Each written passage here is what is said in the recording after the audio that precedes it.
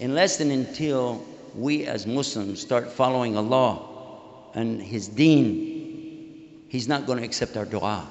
That's the problem. He's waking us up. Let's pray to Allah and He'll solve all our problems. Okay, that's in a nutshell. Yes, I know there's this and there's that and something else. And my heart is breaking as much as yours, but what do you want to do tonight when we came for this subject? Let's stand this subject, okay? I love you for Allah.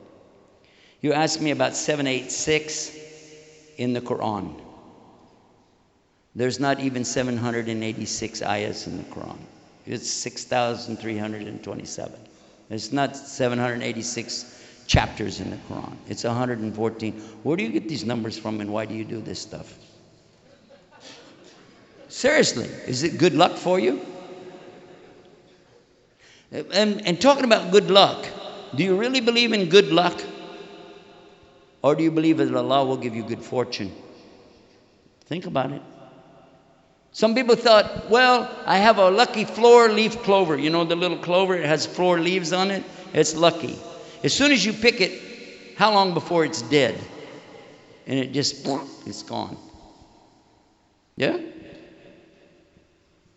And some people think a horseshoe is lucky. Have you heard about the horseshoe? And they hang it over the door. I bet it's not lucky if it falls off and cracks you in the head, is it? And what about, this is my favorite, the lucky rabbit's foot. You think about the Arnab, the rabbit, right? He's out here on crutches going, it wasn't lucky for me.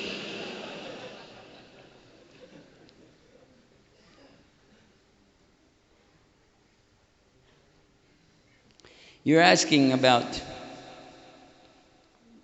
advice for Muslims who work alongside of the non-Muslims, and how do we give them dawah? I want to ask you a question. Do you really understand what is dawah? Dawah means to do what? Invite, yes? Today there are groups that I've heard going around preaching that we have to give dawah to the Muslims first. How many of you ever heard it? I don't care if you agree or not, but did you hear that? That we have to give the dawah to the Muslims first. Have you heard that?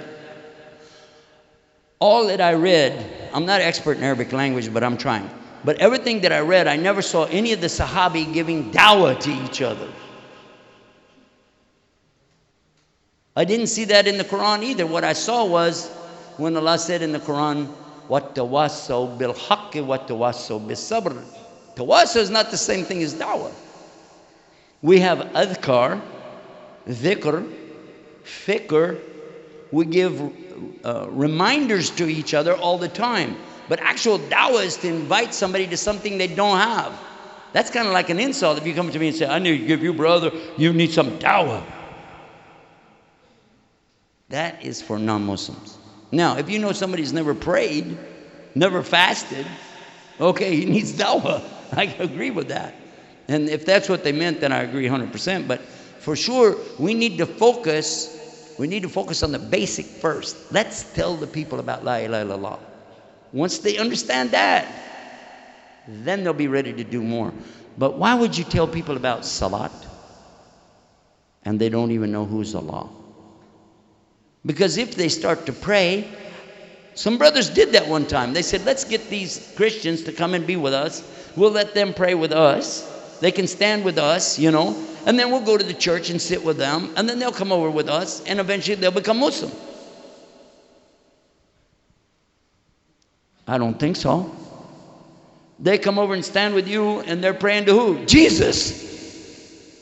You didn't even tell them about La ilaha illallah. Another group, they said, oh, we're going to have a fast-a-thon. This is something popular in our country. A'udhu billah, I hope you don't have it over here. Maybe I should be quiet, don't even tell you, then nobody will do it.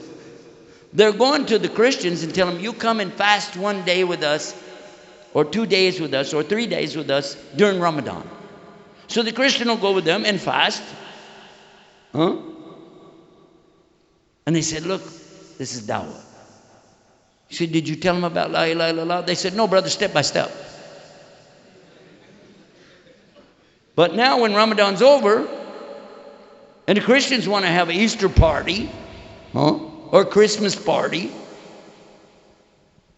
They expect you to come over there. And what will you say? What will you say? No, I can't go over there. They say, why? No, because you guys got all of these, Christmas tree and decorations and lights blinking. And they say, yeah, I saw the same thing in your mosque. I can get away with that. I'm leaving tonight. No, they didn't put me up to saying it. You have a lot of great questions here. Some of these questions, I'm going to tell you that the answer is better to go to the site because you can download it and you can copy it and use it. Or you can give the link to somebody. Let me give you the link. How many would like to know the website that's perfect to break the Christian code? You want the site? If you didn't raise your hand, you have to put your fingers in your ears. Islamcode.com, ISLAMCODE.com. They're going crazy over this one. We've had, I think, 4 priests and preachers who have gone to that site and wrote to me, and 2 of them have become Muslim already. And one of the priests is telling me, keep it up, this is something great. Go check it out. And by the way, it's tough on them, but I give a lot of detail, and I give them exactly from their own references. And I wasn't sarcastic. Well, I wasn't real sarcastic anyway. If you know me, for me not to be sarcastic, that means I'm asleep. You guys got good questions. Yes, this was the other question. The other night on the Islam channel, somebody asked me 2 questions. I answered one, and then I couldn't remember the other one. My brain went, phew, I couldn't remember it. The question was about women entering graveyards. Women entering graveyards. Do you know that women have been entering graveyards for centuries? It even happened today. Some women entered a graveyard. How many of you think it's haram for women to enter the graveyard? Well, if they can't, where are we going to bury them when they die?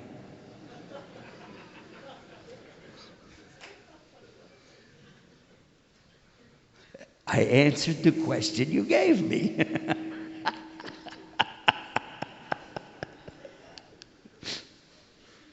Look. The Prophet ﷺ was called the Rahmah to the Alameen. Who called him that? Allah in the Quran. He is the mercy to mankind, and that includes women as well. There's nothing that Allah revealed in the Quran or in the Sunnah of Rasulullah except that it's a benefit to men and women both. Just because you don't understand something doesn't mean it's wrong. It means that you don't understand. And if you want understanding, you go to the people of knowledge and you ask them. That's what Allah told us to do in the Quran. As far as, and I have had this example many times about the women going in the graveyard when somebody dies. That's what you meant. After somebody dies, can they go and attend a funeral in the maqbarah, by the qabr, by the graveyard? What the Prophet ﷺ said is, and this is a good hadith, that the one who's in the grave is being punished for the women who are screaming and hollering and tearing at themselves, etc. Some people said, how is that fair? I thought, La yukallifullahu nafsan illa wusaha. What happened to that? How come somebody's being punished for what somebody else did? The lady's doing it, why you punish this guy? It's because in the life, he never taught her any better than that. That was what the meaning was. It didn't mean that everybody in the graveyard suddenly is going to get beat up. Come on. Women do go to graveyards from time to time. And it's the idea of them not going and wailing and screaming and carrying on. And it's better for them not to go to this because it's an emotional thing. And by the way, some of us, men, we break down too, don't we? Huh? And we don't need the ladies breaking down too when we're trying to hold ourselves together and be tough, you know? So just have some consideration. But when my father died, my wife, who helped take care of him to the minute he died, and my 2 daughters who also attended him, they said, can we please just go? We'll stay in the back. We won't bother anybody. But we just want to go. It's our grandfather, you know. We feel like we'd like to go. I said, show me the evidence that said you can't go. Otherwise, you can go. And they went. And they stayed back there. And they cried, like we cried. But they didn't go, and go crazy. But they were over there. And you couldn't tell they're crying because the ladies' faces all covered up anyway. You can't tell what they could be sticking their tongue out for all I know. But guess what? It made a big hit with the ladies. They were so happy with me. They said, thank you, thank you. You let us go. And some people said this and they said that. I said, you know what? I made a mistake because I make a lot of mistakes. Trust me. But you know what?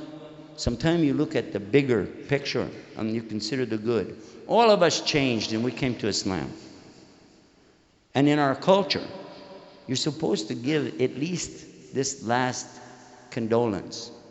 You're supposed to go do that. So if Islam is ordering the women can't do that, okay, then I will tell you that. But I didn't see that. What I saw was they're not supposed to go scream and holler and carry on and do all this stuff. A lot of women do that.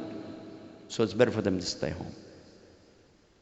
But if you see a woman there, don't go up and bother them. They got enough problems without you. Okay? Make sense? You follow what I'm trying to say? I'm trying to show you what's workable. And then at the same time, the same people, okay, who are saying you can't do that, but they'll tell you because we don't live in an Islamic country anymore, we can go out and borrow money to buy a house. Yeah? You see how they can adjust one thing but not the other one. So I think it's important for us, and I use that particular one. There are a lot of questions like that, that we have to be easy on each other. When somebody's new to Islam, they just started practicing Islam, they need your support. The nasiha that they need is called support or sincerity from you. It's not where you go, brother, your beard is too short, your izar is too long, your miswak's too fat. It's like you're going to pull out a measuring tape and see how much Islam I've got. A dipstick, you know, stick it in your heart. You're a quart low on Iman, brother. You better pull in and have a checkup. We don't need that from each other. Nobody needs that. And it's not appreciated. The good thing is when you go to your brother and say, do you need anything? What do you need? Because if a brother would like to have a new book, maybe you'd like to have a book about hadith. Al-Arba'in is a great book. Yeah? I love that book. Maybe somebody would like to have a chance to sit in a halaqah and learn about that. You have a halaqah coming up. You would invite them to that. Let them come and learn. And let the imam teach them. Don't try to be like sheikh for each other, okay? Okay? That's not cool. Love each other for the sake of Allah. I'm going to close the program today with a hadith, one of my favorite hadith. Imam Mutahhir Sabri always reminds me of this one, so I'm going to remind myself and all of us about how important it is that we really sincerely do something for the love of our brother, for the sake of Allah. And he's telling us on the authority of Umar radiallahu anhu, he said that the Prophet ﷺ said that whoever makes dua for his absent brother, there's an angel behind him saying Ameen, and for him too. So the next time you need something, focus on somebody else that needs more than you and ask for them. Spend a little more time being concerned about each other.